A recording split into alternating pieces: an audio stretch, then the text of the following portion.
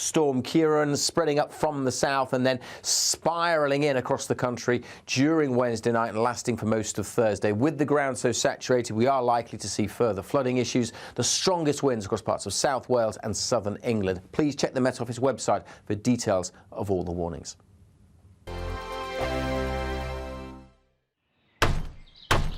Who is it? We're here for the show. More energy this time! Welcome to the Dinosaur Hour. I was married to a therapist. And you survived? I thought we were getting Hugh Laurie. Second best. You interviewed Saddam Hussein. What's that like? I was terrified. I'm playing strip poker with you three. Oh! No, thank you. My CDs need to be put in alphabetical order. Are you going to be problematic again? The Dinosaur Hour. Sundays at 9 on GB News. What you get for breakfast is something that, if we do our jobs right, you will wake up to news that you didn't know the night before. It's a conversation. It's not just me and Eamon. We want to get to know you, and we want you to get to know us. From 6, it's Breakfast with Eamon and Isabel. Monday to Thursdays on GB News. Britain's news channel. People in Britain, they love free speech, but they also love fair play. I don't care if I'm speaking somebody from a trade union, from the Labour Party, somebody from the SNP. And I think the viewers like to see that actually we can challenge one another, but in a positive way. We think we ask the questions that people want to ask, and often we ask the questions that we wanted to ask in Parliament but never got the chance to ask. So join us every Saturday, 10 a.m. till noon on GB News, Britain's news channel. Nightmare commute. Kick it up a gear with me, Patrick Christie's, at drive time, 3 till 6 p.m, Monday to Friday on GB News Radio. You can listen online and on DAB+, on the smart speaker app and on the GB News app. And if you've got an Alexa, all you have to say is, Alexa, play GB News. We're also on TuneIn and the Radio Player apps. From the school run to rush hour, get revved up with me, Patrick Christie's, on GB News and GB News Radio. Tired of the usual focus-tested, pre-prepared Westminster runaround? Well, so am I. So you want higher taxes? Is your department to blame for this? Are you rethinking this policy? Every Sunday at 9:30, I'll be sitting down with those in power to get the truth about the issues affecting you. Let's be honest, we've known about the cost pressures of this project for years, not months. That's the Camilla Tominey Show, a politics show with personality. On GB News, the People's Channel, Britain's news channel.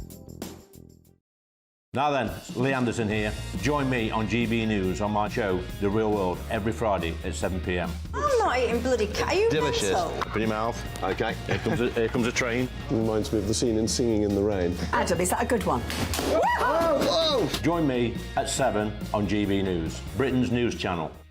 When the news happens, it happens here. And really important breaking news. breaking news this morning. On TV, radio and online, the news starts here on Britain's Newsroom. All the biggest stories and the answers that you need from across the UK and beyond. Join Britain's Newsroom from 9:30 on GB News. The People's Channel, Britain's news channel. GB News, unlike other broadcasters, isn't obsessed with the London-Westminster bubble. We think there's a nation beyond the M25, and that's why we talk about the issues that matter across the land. Join me on State of the Nation, 8 to 9 o'clock, Monday to Thursday, on GB News. Daisy's listening, and you should too.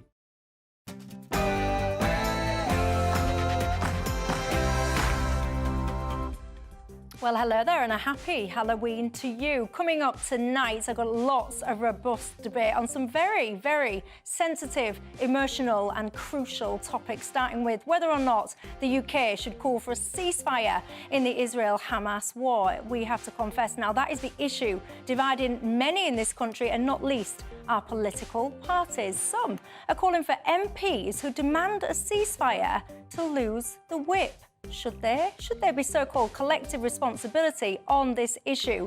And Sir Keir Starmer, he has been tying himself up in knots over this one. He gave a speech today to try and resolve all of that, but did it do the job?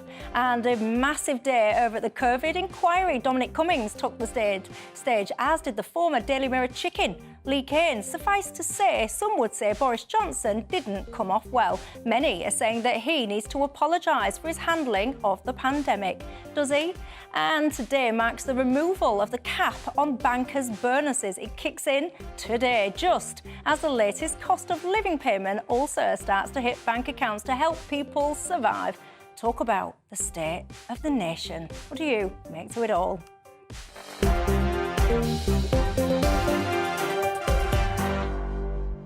Yes, indeed. All of that to come over the next hour. But before we get into that, let's cross live to Tatiana Sanchez for tonight's latest news headlines.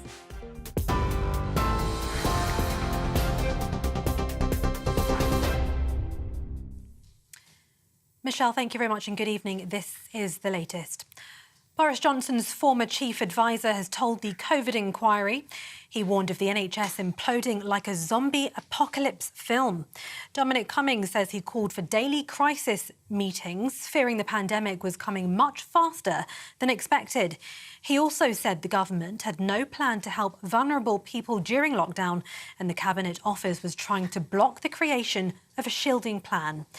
Describing a culture of uncertainty, he said the former Prime Minister was referred to by colleagues as the shopping trolley due to his tendency to change direction. Sirens have sounded across Tel Aviv as Hamas launch another rocket attack. Explosions have been seen and heard as the city suffers its second major rocket barrage of the day. It comes as Israel's Prime Minister dismissed calls for a ceasefire in the war, saying it would mean surrendering to terrorism. More than 8,300 people have been killed by Israeli attacks in Gaza. Mark Regev is a senior advisor to the Israeli Prime Minister. He told GB News Israelis shouldn't have to live under the threat of Hamas. We refuse to go through the sort of attacks we've had to undergo over the last few weeks. We will never experience again what we did on October 7th, and we'll put an end to this terror kingdom on our southern border. We are committed to destroying Hamas, and at the same time, we are committed to providing civilian population of Gaza with humanitarian aid, and we're working very closely with the international community to do that. It comes as 50 Palestinians have reportedly been killed and 150 injured in a suspected Israeli airstrike on Gaza. The director of a nearby hospital in Gaza says the attacks hit a densely populated area of a refugee camp in the north of the Gaza Strip. Sir Keir Starmer has reaffirmed Labour's support for a humanitarian pause in the Israel-Hamas war. Speaking earlier today, the Labour leader said it was the only credible approach to the ongoing conflict. Protesters demanding an immediate ceasefire in Gaza crowded the Labour leader's car as he left Chatham House. But in his speech, Sir Keir argued that could risk more violence in the region, giving Hamas a chance to carry out more attacks. At every stage during this crisis, my approach has been driven by the need to respond to both these tragedies, to stand by the right to self-defence of any nation which suffers terrorism on this scale, alongside the basic human rights of innocent Palestinians caught once again in the crossfire. Plans to close ticket offices at train stations have been called off. The Transport Secretary asked train operators this morning to withdraw the controversial proposal to shut offices in England. A public consultation received the largest ever response, with the RMT union saying respondents overwhelmingly opposed the closures. Mark Harper says the plan didn't meet the high threshold of serving rail passengers. XL bully dogs will be banned at the end of the year. From the 31st of December, it'll be illegal to breed, sell, rehome or abandon an XL bully dog. Existing owners will be required to follow a strict set of rules, such as ensuring the dog is muzzled and on a lead. Flooding has hit parts of Northern Ireland, with people being warned to avoid travel. Storm Kieran's bringing strong winds and heavy rain to the UK. Parts of Newry in County Down have been left underwater after a canal burst its banks, with water levels in the city at unprecedented levels. The Met Office has issued a yellow rain alert across Northern Ireland from tonight until tomorrow morning, warning some communities may be cut off by flooding. And King Charles has just finished delivering his speech at the State House in Nairobi, where he quoted from the late Queen his mother's diary. In that, Queen Elizabeth II said she didn't want to miss a moment of Kenya's extraordinary landscape. King Charles also thanked the people of Kenya for their support for the late Queen in 1952 when she became monarch. His Majesty also acknowledged the more difficult times of Britain and Kenya's shared history, finishing with a touching toast. It is upon the enduring connection between our people that our partnership rests. It is on their enterprise, imagination and fortitude that our common hopes depend. Together we are stronger, together our future is more secure, and together, as your national anthem says, may we dwell in unity, peace and liberty. This is GB News across the UK on TV, in your car, on your digital radio and now on your smart speaker by saying play GB News. Now it's back to Michelle.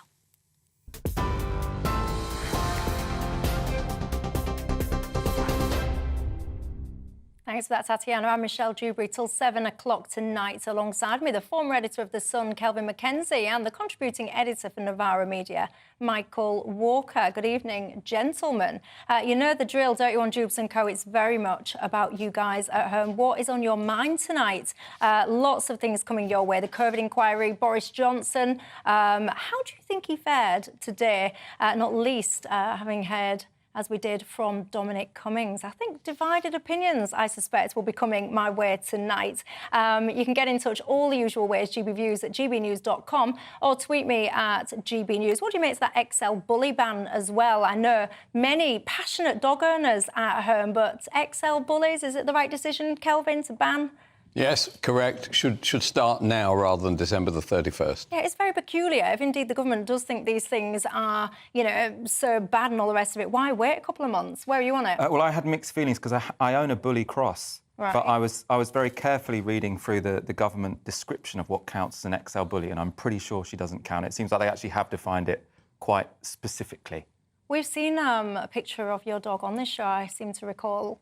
Yeah, you have. I don't think her head's wide enough. I was just about to say, and I am no dog expert, I do confess, but from memory, yours looks very different to some of those brutes that I would see and see often in the press. But I know some of you are XL bully lovers and perhaps are a bit upset, disappointed today. Get in touch, let me know all your thoughts on that. But of course, the top story in town today is the whole conversation about ceasefires now, whether or not that is the right thing for us here in the UK, our political leaders and all the rest of it to be calling for. This is very much dividing, I would say, perhaps both parties at the moment. Netanyahu speaking out very passionately, rejecting those calls for a ceasefire, essentially saying this is a war and they won't stop until they've met that objective of getting rid of Hamas. Where are you on this, Kelvin? Well, I agree with Netanyahu's spokesperson who was just on just ahead of this show starting, in which what they were saying was we are no longer going to suffer the tyranny of these terrorists coming across our border and killing our people. We're going to wipe them out once and for all, and we are going to live in peace. And the people of Gaza, actually, will no longer live under the tyranny of Hamas. Or, if they've embraced it, they've done nothing about it this last 17 years, to be honest, perhaps they enjoy actually living alongside terrorism and actually want what Hamas wants, which is a one-state solution, i.e. Palestinians. They want to drive the Jews out of the Middle East, out of their homeland. And once we find that out, then they can carry on pushing their way through Gaza, which I'm very pleased to see.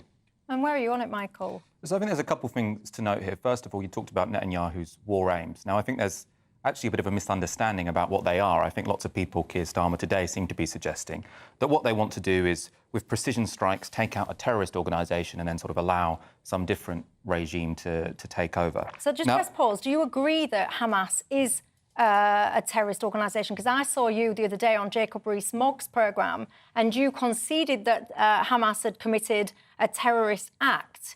But then as I understood it, as I interpreted what you were saying, you stopped short of saying that you regard them as a terrorist organisation. Yeah, so I think we need to be historical about what Hamas is and how they got to the position they are.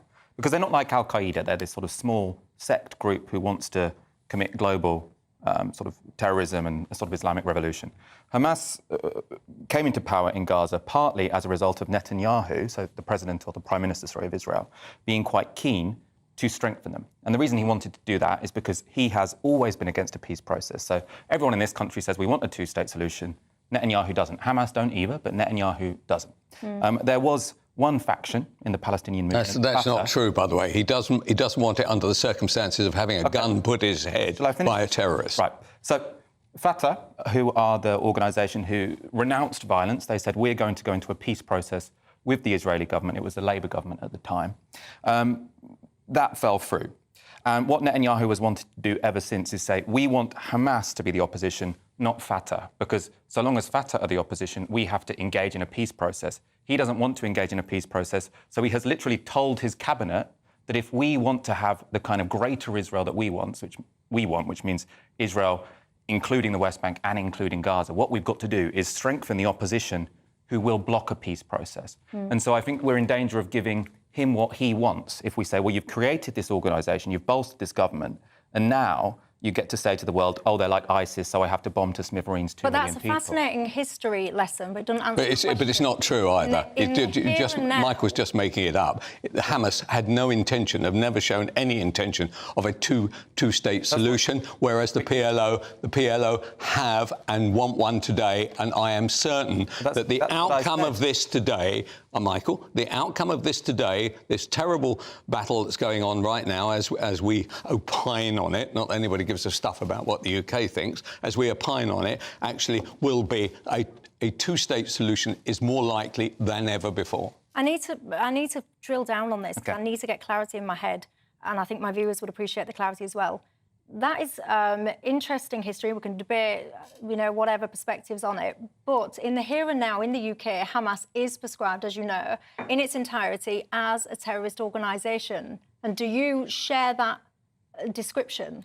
Only if we apply the same term to the Israeli government. And I want to explain myself when I say that, because I know that will be controversial to lots of your viewers. It will really be. I know it will be controversial to lots of your viewers. That's why I want to explain myself. Shocking thing to say, Michael. I spoke to someone last Friday who lost 20 of his family members in an airstrike.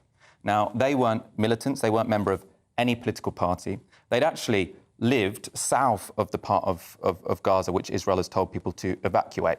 And he lost his father, 3 brothers, 2 sisters, and all of their children, right? Now, that man, as you can imagine, is completely traumatised. In the West Bank, where Hamas aren't even in power, what we're seeing at the moment is settlers rounding up Palestinians, filming them, uploading, torturing them. What also happens in the West Bank is How do you mean torturing? Torturing, so tying them up, stripping them naked, and then humiliating them on camera. So most people would recognise that to be torture. Right. Where did you see that? On the internet today, verified. Okay. Who verified that? Yesterday on Channel 4 News, you might have watched it. Yesterday on Channel 4 News, I don't watch Channel 4 News. They spoke to a family who lived in the West Bank, who described how they have settlers, so Israeli settlers, knock on their door and tell them that unless you leave your own home, we will kill you. Unless you leave your own home, we will kill you. And then what they do is they cut off their electricity, cut off their water supplies. So what I mean to say by giving this explanation is there are extremists on both sides. There are very violent people on both sides. I'm not asking you that. I'm asking you, Michael, a specific question. And what you're doing, it will be very offensive to people. You're not answering my question. I've asked you, do you agree with the description that Hamas are terrorists? And what you're telling me is a whataboutery. You're telling me you're describing things on the other side of the coin. I'll come to the other side of the coin in a minute. I'm asking you, the government in this country described Hamas as a terrorist organisation. A huge amount of people will absolutely categorically agree with that definition. Are you one of them? No. And the reason I say that is, well, no, so unless we also call the Israeli government a terrorist government, because by calling one side terrorist and the other side a legitimate state, what we are doing is putting our weight on the scales. So we got there in the end. So you don't regard Hamas Although I do think that was an act of terrorism. Right, but you don't regard Hamas as a terrorist organisation? Not unless we also describe the Netanyahu government as a terrorist organisation. Why are we doing this? What about it? Well, because I don't really care. I don't care if we call them a terrorist organisation or not. What I care about is how we define them relative to the other side in the conflict. Right. What I think is very important is the other side, of course, is a a democratic country that has been forced into this war because a collection of vile people have decided, I tell you what we do, we'll go over that borderline there and we'll simply wipe out anybody, children, parents, grandparents, we'll seize a load of hostages and we will kick off what is now happening. Right, so it's not as though the Israelis said one day, I tell you what, we'll go into Gaza. They didn't say that at all. They in fact, have facilitated the aid going through those to Gaza every day now for literally how long? How long is it? 17 years or however long it's been. The truth is that Israel would love to have a two-state solution.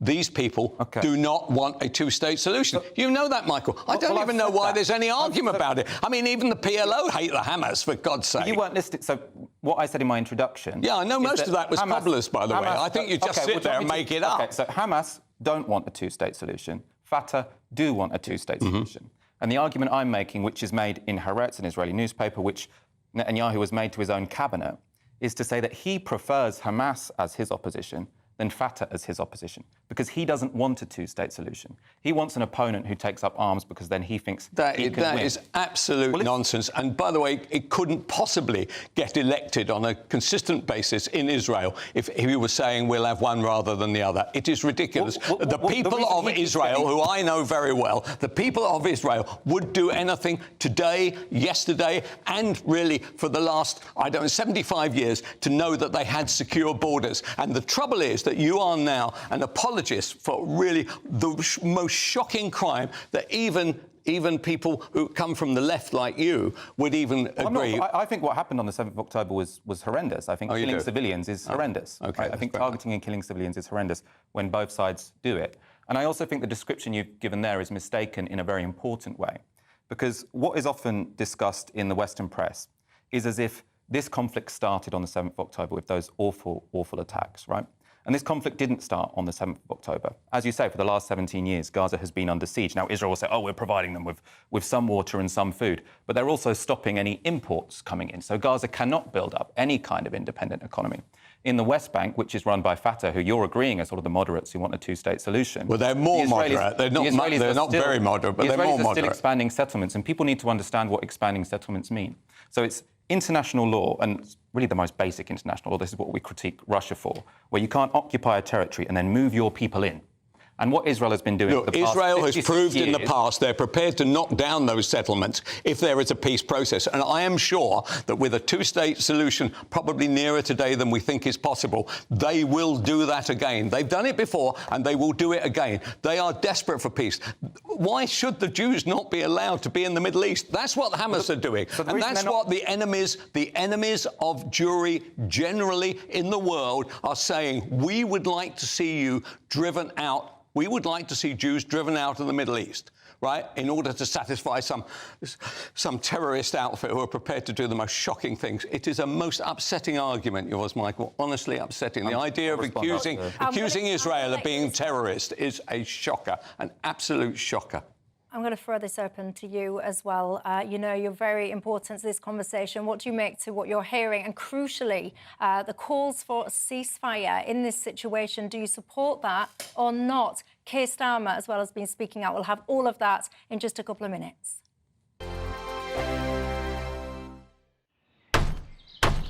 Who is it? We're here for the show. More energy this time! Welcome to the Dinosaur Hour. I was married to a therapist. And you survived? I thought we were getting Hugh Laurie. Second best.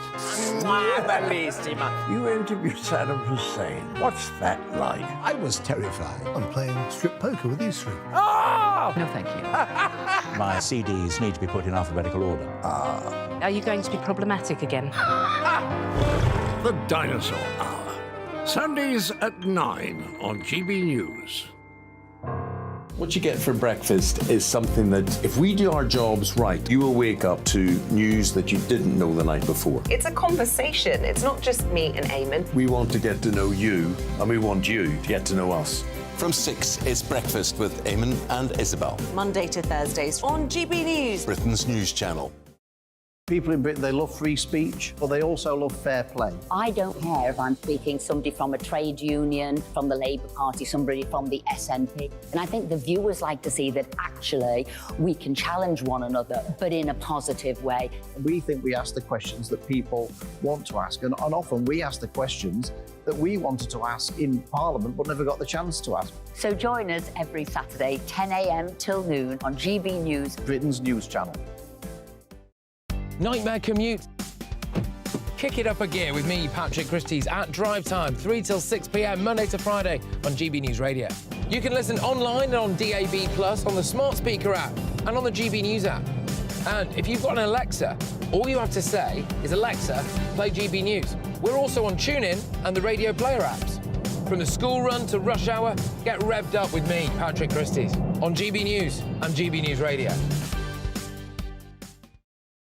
Tired of the usual focus-tested, pre-prepared Westminster runaround? Well, so am I. So you want higher taxes? Is your department to blame for this? Are you rethinking this policy? Every Sunday at 9:30, I'll be sitting down with those in power to get the truth about the issues affecting you. Let's be honest, we've known about the cost pressures of this project for years, not months. That's the Camilla Tominey Show, a politics show with personality. On GB News, the People's Channel, Britain's news channel.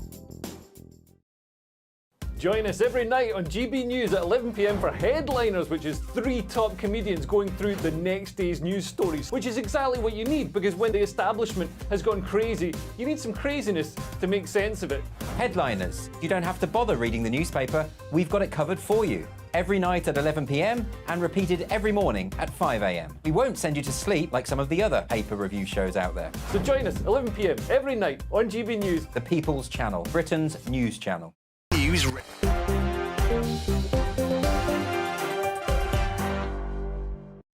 Hi there, Michelle Dewberry till 7. The former editor of The Sun, Kelvin Mackenzie, alongside me, as is the contributing editor for Novara Media, Michael Walker. We kicked off the programme talking about the very emotive, divisive topic of whether or not a ceasefire should be what the UK is calling for. Now, Keir Starmer, he's tied himself up in knots, basically. You'll be familiar with off the back of his LBC interview, where some have interpreted him as basically saying that the Israelis can remove food, remove fuel from people in Gaza. That has, of course, created quite an outcry. You've seen various different resignations and quite a few people now threatening to resign. He, Keir Starmer, spoke out today. Let's listen.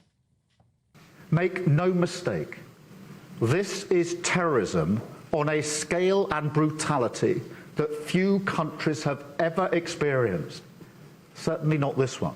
While I understand calls for a ceasefire at this stage, I do not believe that it is the correct position now, for 2 reasons.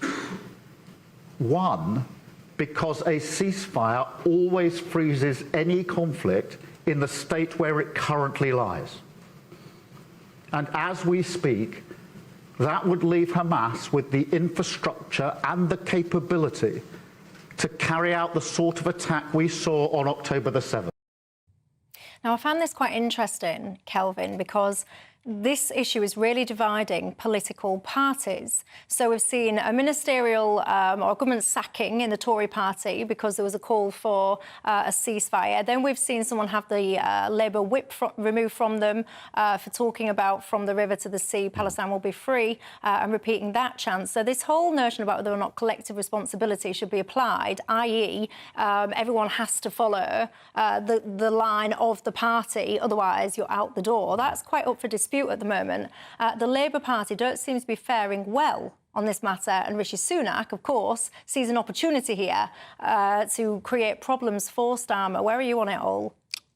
Well, what Starmer is trying to do is to try and actually effectively be a conservative in this matter, because he thinks that there is no political gain to be supporting the Gazans in this right now. He will be forced to in the end because the power within his own party actually, if you look, I mean, there are, I don't know how many, nine Muslim mayors of major cities in our country. There are 3.2 million potential Labour voters in the shapes of Muslims. There's only 300,000 Jews, and they have a history in the Labour Party of being anti-Semitic. So what he's trying to do is trying to kind of claim that he's actually fighting on the Israeli side. Of course, the reality in the end is he won't be. He probably isn't, but he feels if he doesn't put up some kind of show, then he will lose even more ground than he's losing right now. And did you agree with what he was just saying then about the ceasefire? Yeah, I do, yeah. I mean, it'd be absolutely madness. I am an Israeli person. I am a voter. I'm a Democrat. I've just seen families wiped out. I thought Pat McFadden had a good bit of mathematics the other day. He's the campaign leader for Labour and a former Blairite, actually. What he said was, if you took the number of people in Israel today against the number of people in our country, if you grossed it up for the number of deaths, it would be the equivalent, that 1,400 would be the equivalent of 12,000 English or British people being murdered in that way. And that number is enough in our country, even allowing for some of the supine politicians we have to go out and fight to our death. And that's why I'm so pleased that the Israelis are acting in the manner that they are. Well, if we're going to play the numbers game, I mean, yes, 1,200 people being lost in a population of 8 million is enormous, but in Gaza we've had 8,000 people lost in a population of 2 million. But they are the enemy. They are the enemy. Well, so they are the 2.2 million people in Gaza are the enemy. They are the enemy. They have sat there for 17 years and done nothing about it. They could have risen up against it. They've never. Why haven't they? If they didn't like the way they were being treated, why didn't they rise up against it? Can I come in and speak for a while? Because I feel like you've done a lot of speaking. Okay. Well, actually, that's what I'm here for. Okay. So I think this goes back to a really important point, which, Kelvin, you seem to be suggesting that Israel has always tried to choose peace. Mm-hmm. Now, I think that's manifestly not true. There's a Israeli historian, actually, Avi Shleim, very intelligent guy, and he says Israel had a choice. They could choose land or peace, and what they chose was land. And the evidence for that is the expansions of the settlement in the West Bank. So there could have been a two-state solution, but that would require settlers to leave the West Bank, so the Palestinians which will have a proper state. Which will happen. But why would I have faith, and why would any Palestinian have faith that this would happen, when in 2003 there were 230,000 settlers in the West Bank? There are now 500,000. So what we've got is a government which is actually packed full of settlers. So Netanyahu is currently in coalition with settlers. Their express policy is to settle as much of the West Bank, yet you seem to be suggesting, oh no, if they had a real option... Well, it's happened before, as you well know. You choose not to make that argument. They have destroyed settlements whenever there was opportunity for peace or they felt it had gone too far. And the truth about the matter is that there cannot be peace while many of those settlers are on the West Bank, and the settlers know it as well. And if there was a two-state solution, which is not possible under these terrorist pigs who are killing people in their beds. You keep talking about democracy, and I do actually think that is important. Israel is a democracy. Yeah. Right? Nowhere else is. Effectively appeal to their citizens. And the reason why I think there hasn't been peace in the Middle East is because Israelis have been given the option, which is to say, you don't have to choose peace. And this is explicitly what Netanyahu has said to the Israelis for the past 20 years, which is to say, you know, before, when those politicians told us the only way you can have peace is making a deal with the Palestinians, actually, screw that. What we can do is we can keep expanding Israel, and we can keep regressing the Palestinians. And the reason we are going to be... shocking analysis. It's a shocking analysis. No, you've been speaking for the last 3 minutes. Give us a break. Right. That is a shocking analysis of the situation of a country that was born out of warfare, actually, to be truthful. Gentlemen, 2 secs, we'll do respectful debate. Can we try and get to the crux of the matter? Do you think there should be a ceasefire? Yes. So the reason I think there should be a ceasefire is, one, because we are seeing thousands of people dying every couple of days, right? I've spoken to people who've had 20 members of their family killed. And two, I don't see what this war is achieving. And I really do think we are at a real danger. I encourage, because, you know, you're listening to a panel debate at home, right? So you can say they didn't say that, I can say they did say that. Mm-hmm. I think, look at what Israeli politicians are saying. So the defence minister said, you can find this on Google, the defence minister said, we are interested in damage, not accuracy. The Ministry of Information has endorsed a plan, so this is a government ministry, has endorsed a plan to say we want to clear all 2.2 million people out of Gaza and let them leave forever, right? This is written down as a suggestion by a government ministry. So I'm not making this up. You can keep saying I'm making this up, but I'm guessing lots of the audience have Google. So they can look up what Israeli politicians are actually saying. Netanyahu said Gaza is Amalek. Now, what that means in the Old Testament is you would kill all of them. So Amalek was the enemy of the Israelites. And in the Old Testament, it said to the Amalekites, what you have to do is kill every man, every woman, every child. I didn't come on here to get a history lesson. What I came on here was to actually I am saying 101% that there will be people who will innocently die. Right? But they've had the choice for the last 17 years to throw Hamas out. And they have chosen not to throw Hamas out. But and on doing that, they are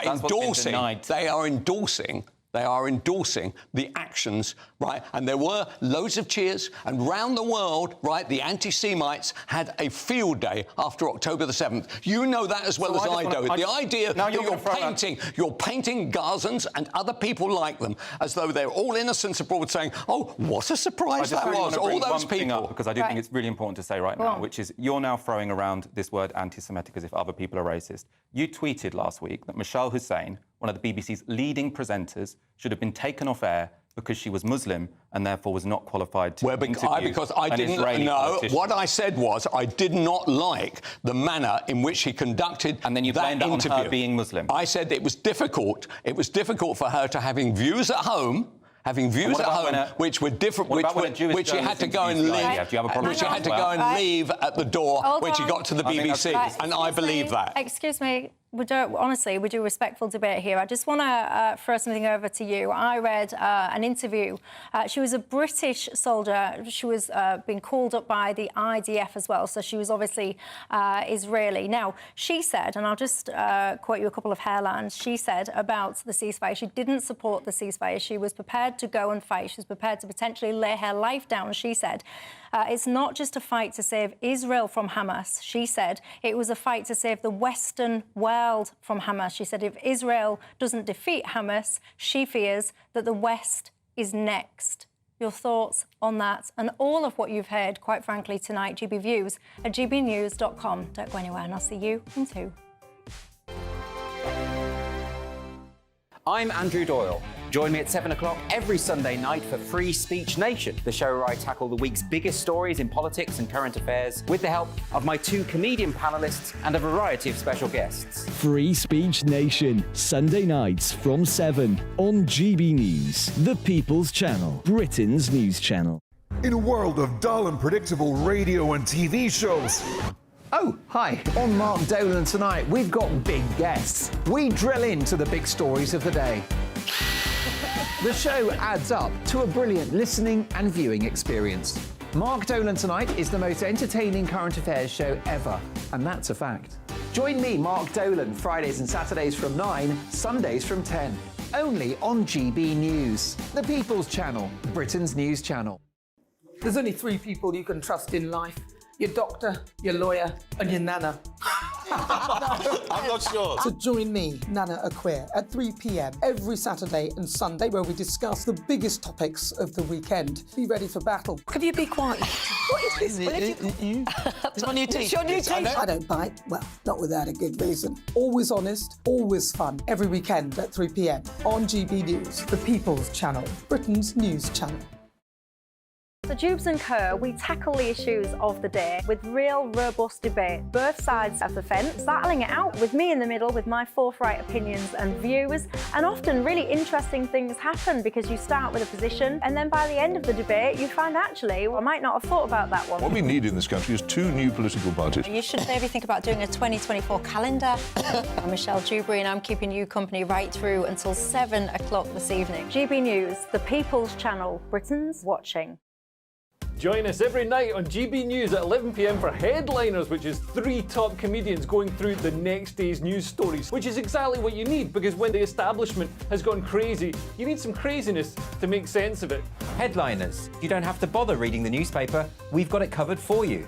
every night at 11 p.m. and repeated every morning at 5 a.m. We won't send you to sleep like some of the other paper review shows out there. So join us 11 p.m. every night on GB News. The People's Channel, Britain's news channel.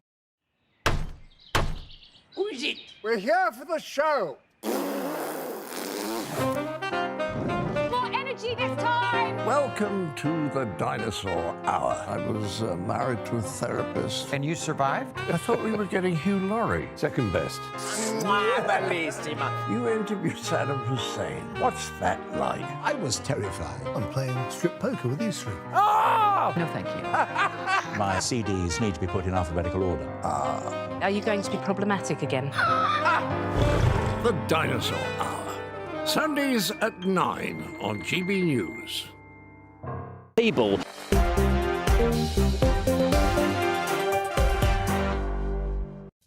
Hello there, welcome back to Dewbs & Co. Me, Michelle Dewberry, till 7 o'clock tonight.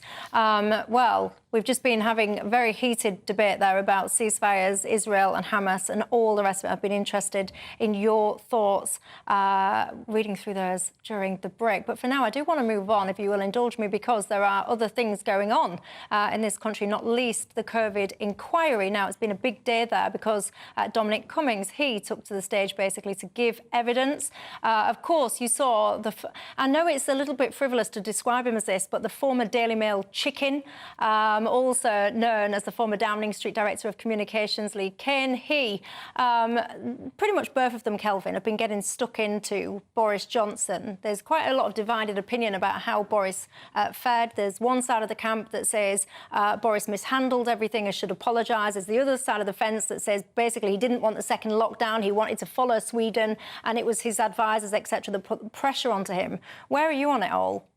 Well, the narrative, as you expect, if you ask junior colleagues to give their view of a senior colleague in any organisation about once the power had gone, whether they're geniuses or half-wits, let me just tell you, you always emerge as a half-wit. OK, so there is nobody says, oh, that person was fantastic. Look, I'm not here 100% to support Boris Johnson. What I would say was this was a very tricky issue with new stats coming in all the time. And underneath him, he had a series of advisors and civil servants giving him probably conflicting advice. And then he sees what's going on in Sweden, where a lot of people still today say, why didn't we follow the Swedish example? Why do you think we got inflation? The reason we got inflation is we paid people 80% of their money for 18 months to sit on their backside and not produce anything. Now, it may be that actually, in the end, Boris ended up going down the middle road, and that was the road that he probably might have taken all along. Who knows? We've all got 20/20 hindsight, right? This lot it's quite clear. After all, Boris was fired, Lee Kane was fired. They were all slung out. You were left with a load of civil servants who may have done a good job or may not have done a good job. And I see that Cummings even used the C word about Matt Hancock. And so, you know, they were all rats, all falling out of a sinking ship. There was language that would make your hair curl in some of those WhatsApps. Where are you on it, Michael? Well, I think Boris Johnson's handling of COVID was quite bad. I do actually feel a bit sorry for these guys having their WhatsApp sort of broadcast to the world, because I think we all say things on WhatsApp that we don't expect to be broadcast to the world. Now, it's not a surprise to me that politicians are now turning their WhatsApps to sort of self-deleting messages. In terms of sort of the concrete, judgment of Boris Johnson during COVID, I'm actually relatively sympathetic towards him in that March 2020 period, because I do think at that point in time, no one really understood what was going on. The advisors also seemed to be, a little bit confused about what to do. I think it was that autumn period where he just made a complete mess of everything, because I think then he had actually all of Sage saying, you need some restrictions, not necessarily a full lockdown, because we also got to remember that Sweden had serious restrictions. They never had a full lockdown, but they had serious restrictions. And Boris Johnson seemed to just be saying, I'm done with this. I'm sick of listening to the scientists, and I do think he behaved in a very irresponsible fashion. At the same time, I think it is important that, we're spending a lot of public money on this public inquiry. So we should focus on how do we improve our pandemic preparedness, not just what politician do we think behaved most appallingly between the years of 2020 and 21. The one thing you will take out of this, I totally agree with this, there will be nobody who's not in a position of authority who is now not scrubbing all their WhatsApp messages and also telling colleagues that we don't write anything down. The great triumph of that, by the way, is Rupert Murdoch. You'll never see anything from Rupert except a conversation, right? Unless you're taping his conversation, nobody will ever know. So he was ahead of the game here. For Boris, actually, his evidence will be very interesting. His will be quite amusing, right? I mean, after all, he fired half the people who are now piddling from the top of the pyramids on him. So I expect him to emerge badly. In something as dramatic and as serious as this, there is going to be division.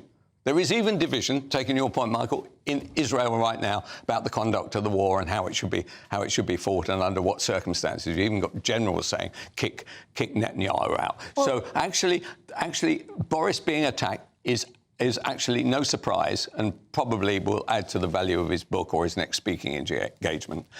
Well, I can tell you now, you talk about division, there is divided opinion at home. Fiona and Sam say, my husband and I do not think Boris should apologise. In our opinion, he's saved our lives, rolling out the vaccines. Leave him alone, basically, is their sentiment. Jeff said, it's all coming out in this inquiry. What a vile, self-centred person Boris Johnson actually is. Les says, we were in uncharted territory. It's easy to comment with the benefit of hindsight. Boris did the best he could with the hand he was given. It really does. Annette says Boris does not need to apologise. This is all out of context. If you take anything out of context, it would look like that. Jim says no way should he apologise. Who is this one? John... sorry, I think I've just read John's out. Davine, I think that's your name. You said, I've never believed in Boris Johnson, and hearing today what has been disclosed at the COVID inquiry, I am horrified that he is joining GB News. He's going to tarnish the good work of the channel. What about the other person that emerged in all this, who you wouldn't want to hire in 1,000 years, would be Dominic Cummings. I mean, Dominic feels he should be king, president, prime minister. He should be the prince in waiting, should be the prince across the waters, actually pouring a bucket on almost everybody within the cabinet. Everybody was an idiot. The whole of all the doctors were idiots. Everybody was an idiot. Could it be? I'm not hostile to Dominic Cummings having a view, but could it be that he's not the brightest spark actually? If everyone else is the problem, it might be you. Yes, indeed. Who's this? Gillian says, well, if you believe Dominic Cummings, there's something wrong with you, quite frankly. When you think about all of this, everybody seemed to be doing wrongdoing. Everyone that was telling everyone else how to live their lives, that they couldn't go to the funerals of loved ones, that they couldn't do this, that they couldn't do that, was simultaneously apparently testing their eyesight, driving to castles. You had journalists every night of their lives lecturing us through the screens, you can't do this, you can't do this, while simultaneously having birthday parties. They were all at it. And I find it quite interesting, actually, how quickly so many people have moved on from all of this and say, I understand what you're saying. Yes, there is a lot of other stuff going on, but we live with the consequences of the COVID response to this day, and we will do for years and years and years to come. I was terrified about COVID at the beginning, absolutely terrified.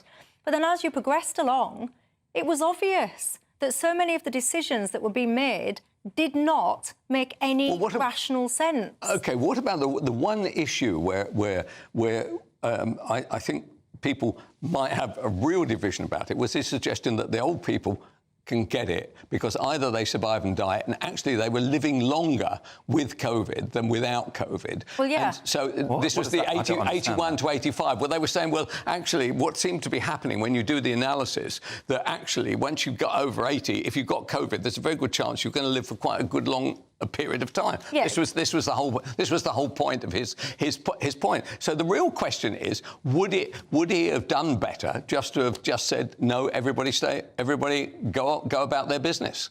Would we be in better shape today, and would our numbers be dramatically different? I suppose one thing I'd like to bring up that sort of I feel like we're in danger of forgetting, and what I'm a bit depressed about when it comes to sort of what we've taken from COVID. At the beginning, like 2 seconds. Sorry, at the beginning, it seemed like we were learning a lot of things about society, about essential workers, about the value of people working on the front line. And it felt like when we clapped for them, we were saying, you know, we're going to value you. I don't think we're doing that enough. Well, there you go. Throw it open to you. As always, gbviews@gbnews.com. What do you make to it all? The cap today on how much bankers can get in their bonuses has been lifted. Kelvin's laughing. What do you make to that? I'll see you in 2.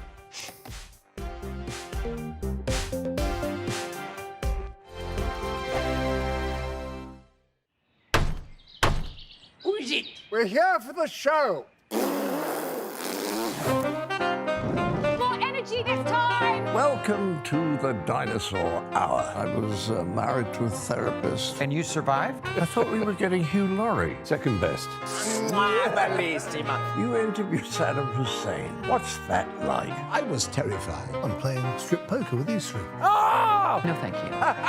My CDs need to be put in alphabetical order. Are you going to be problematic again? The Dinosaur Hour. Sundays at 9 on GB News.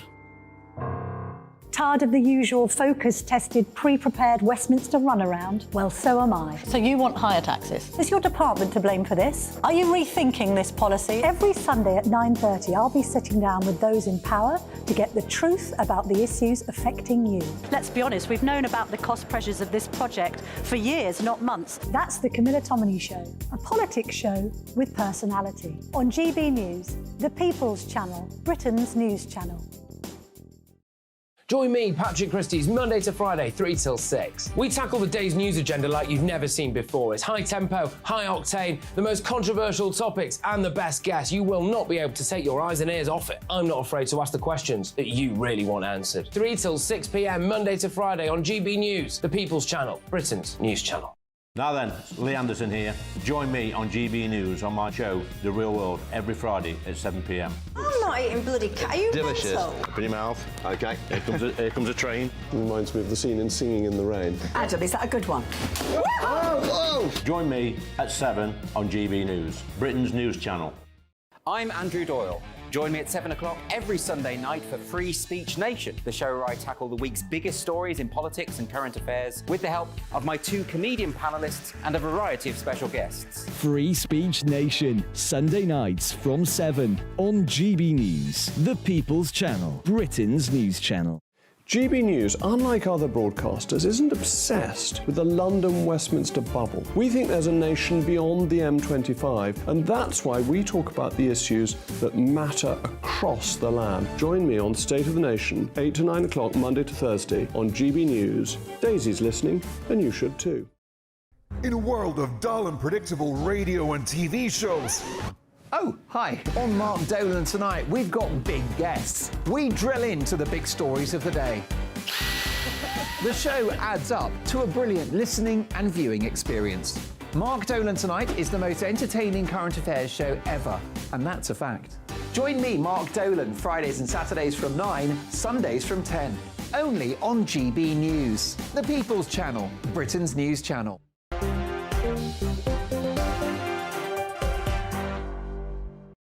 Hi there, Michelle Dewberry till 7 o'clock tonight. Alongside me, Kelvin Mackenzie, the former editor of The Sun, remains, as does contributing editor at Novara Media, Michael Walker. Welcome back, everybody. Now, get this.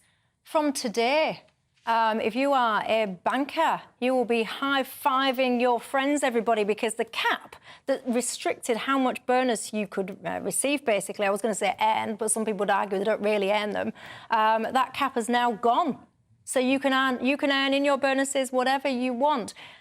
Many people pointing out online that today is also the day that the latest cost of living payment, so your 300 quid, goes into people's bank accounts for people that really are struggling. So you've got these complete 2 different ends of the spectrum. They've got nothing to do with each other. It's only the left who managed to push forward these things. Look, the situation here is I'm delighted.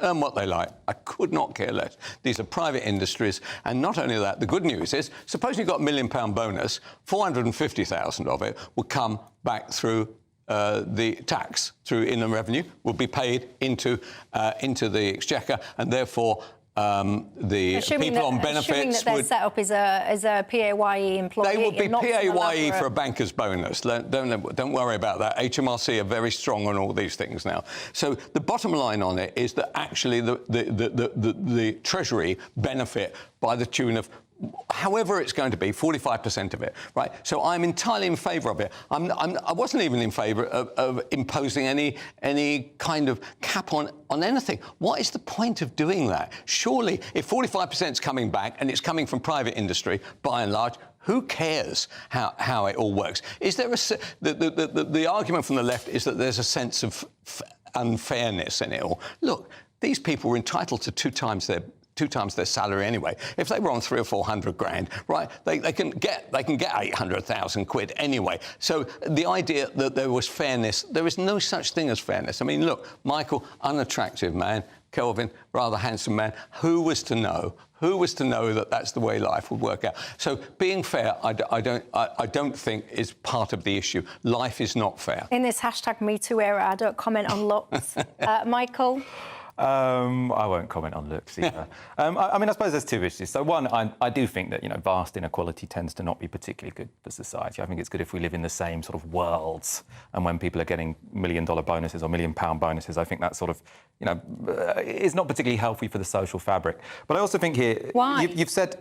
Well, because I think it's helpful if we all live in the same world, if the worlds that we live in are similar and we have a similar experience of, say, the NHS. But I do want to say I do think that is a secondary issue, because you've said that the left only care about... That makes no sense. What do you mean? That we have to live in this equal world, that we've all got the experience? I don't think completely equal, but I do think that many people would agree that sort of when you've got lots of people working full-time and taking home 20 grand, and then some people working full-time and taking home £3 million, then that doesn't seem particularly fair. Do you think it's an open market? So if people want to be the bankers earning whatever £1 million a year, they could perhaps choose that as a career path and get themselves in there? Is that open to people, do you think, or closed shop, or what? Well, I mean, I think most people are reporting... I think we talked about this on the show the other day, the IFS Institute for Fiscal Studies, saying social mobility is sort of at its lowest it's been at a very long time. That has less to do with bankers' bonuses and more to do with wealth.